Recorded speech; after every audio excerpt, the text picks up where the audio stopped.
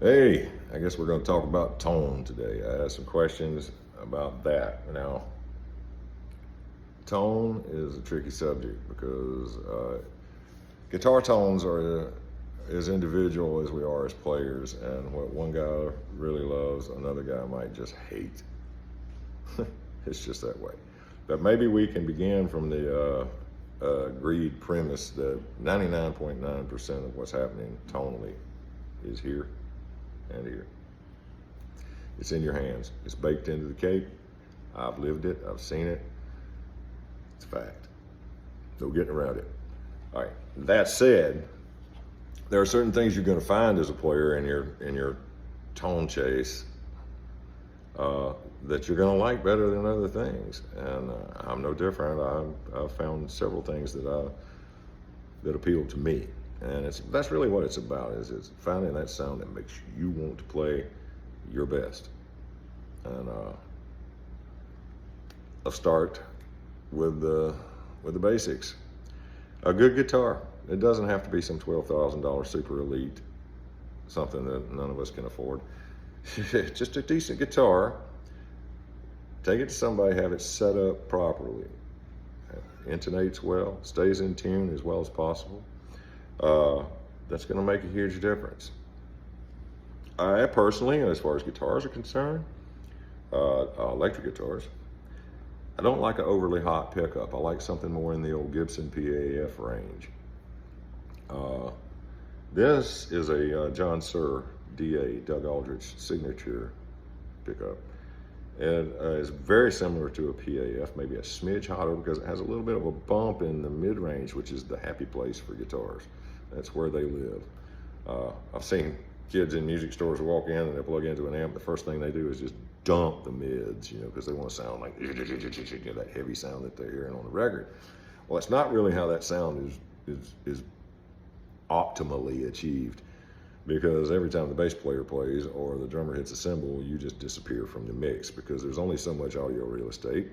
They're using that. The guitar kind of lives up the middle, and at least from my ear, that's where I like to hear it. I like to hear some mid-range presence,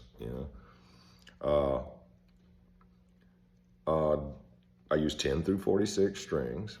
I use Dunlop Jazz 3 picks, which are a little bit thick for most people's taste. I found that as the years go by, I've gone with even heavier picks. I used to play with a 1.52 Clayton, and just moved on up to this. And for years, I was using the 1.14 purple Dunlop.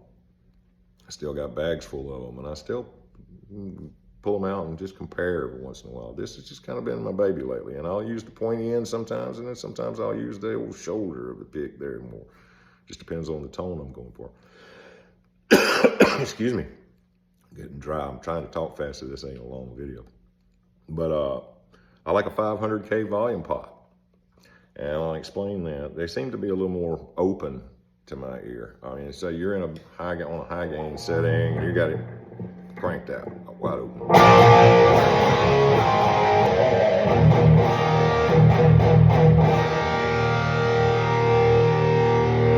can take that volume pot, back it down to almost zero. Just about one, I guess. And suddenly I've got a different tone that is a little more dynamic range, It's like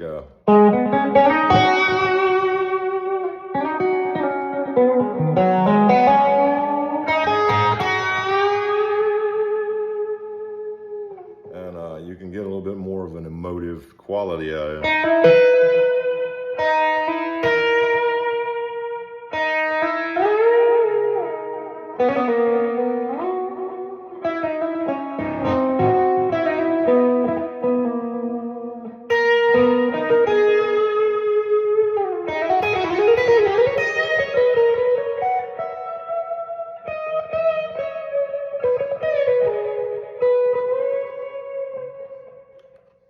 You lose a little volume, you lose a lot of gain, but you increase the dynamic range. And with that 500K pot, it doesn't thin out or darken up too much. So that's kind of one of the reasons I go with that. I talked about the pickup, I talked about the strings, I talked about the 500K pot, let's talk about the amp. I've used a lot of different amps over the years. I've got a few here that I really love. Lately, I've been playing Friedman amplifiers. Dave Friedman has something that a little special sauce he puts in these dudes that I just love them. And my main rig is a BE100 Deluxe stereo rig. It's the big one, the big rack, a couple amps, a couple 100-watt amps, 412 broken out into stereo.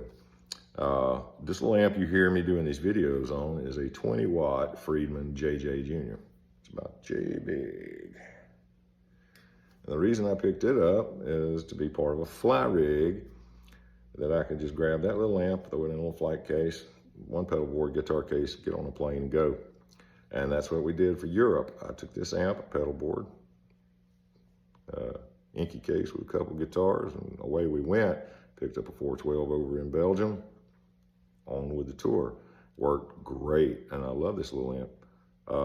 Like I say, the Friedmans, when people talk about them, they talk about them as being like the really great Marshall that Dave modded. Well, there's something a little more uniquely Friedman about them. That's a mid-range happy place that I just love, and I'm crazy about them. I'm not the tech guy that can tell you why an amp sounds a certain way, and I can't get into great long discussions about tubes and capacitors and transformers.